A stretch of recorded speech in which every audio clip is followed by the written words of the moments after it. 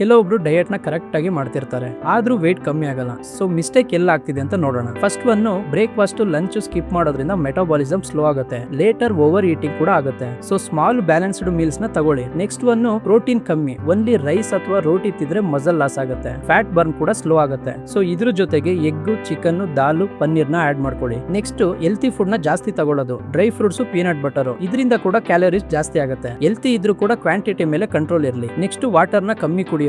Dehydration ಆಗುತ್ತೆ, cravings ಜಾಸ್ತಿ, fat loss ಕೂಡ ಸ್ಲೋ ಆಗುತ್ತೆ. ಸೊ 3 to 4 ಲೀಟರ್ ವಾಟರ್ ನ ತಗೊಳ್ಳಿ. ಸೊ ನೆಕ್ಸ್ಟ್ ಒನ್, ವೀಕೆಂಡ್ ಅಲ್ಲಿ ಮೀಲ್ಸ್ ನ ಚೀಟ್ ಮಾಡೋದು, ಜಂಕ್ ಫುಡ್ ತಿನ್ನೋದು. ಸೊ ಇದು ಕೂಡ ಪ್ರೋಗ್ರೆಸ್ ನ ಸ್ಪಾಯ್ಲ್ ಮಾಡುತ್ತೆ. ಸೊ ಡಯಟ್ ಕರೆಕ್ಟ್ ಆಗಿ ಫಾಲೋ ಮಾಡಿದ್ರೆ ಫ್ಯಾಟ್ ಲಾಸ್ ಆಗುತ್ತೆ, ಇಲ್ಲಾಂದ್ರೆ ಸ್ಟ್ರಗಲ್ ಪಡಬೇಕಾಗತ್ತೆ. ಸೊ ನೀವೇ ಡಿಸೈಡ್ ಮಾಡಿ. Thank you.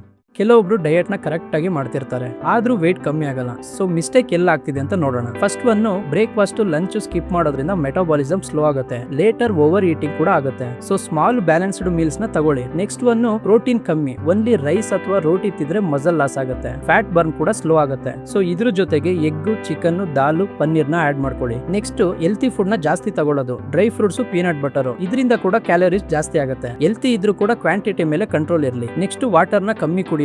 ಡಿಹೈಡ್ರೇಷನ್ ಆಗುತ್ತೆ, ಕ್ರೇವಿಂಗ್ಸ್ ಜಾಸ್ತಿ, ಫ್ಯಾಟ್ ಲಾಸ್ ಕೂಡ ಸ್ಲೋ ಆಗುತ್ತೆ. ಸೊ 3 to 4 ಲೀಟರ್ ವಾಟರ್ ನ ತಗೊಳ್ಳಿ. ಸೊ ನೆಕ್ಸ್ಟ್ ಒನ್, ವೀಕೆಂಡ್ ಅಲ್ಲಿ ಮೀಲ್ಸ್ ನ ಚೀಟ್ ಮಾಡೋದು, ಜಂಕ್ ಫುಡ್ ತಿನ್ನೋದು. ಸೊ ಇದು ಕೂಡ ಪ್ರೋಗ್ರೆಸ್ ನ ಸ್ಪಾಯ್ಲ್ ಮಾಡುತ್ತೆ. ಸೊ ಡಯಟ್ ಕರೆಕ್ಟ್ ಆಗಿ ಫಾಲೋ ಮಾಡಿದ್ರೆ ಫ್ಯಾಟ್ ಲಾಸ್ ಆಗುತ್ತೆ, ಇಲ್ಲಾಂದ್ರೆ ಸ್ಟ್ರಗಲ್ ಪಡಬೇಕಾಗತ್ತೆ. ಸೊ ನೀವೇ ಡಿಸೈಡ್ ಮಾಡಿ. Thank you.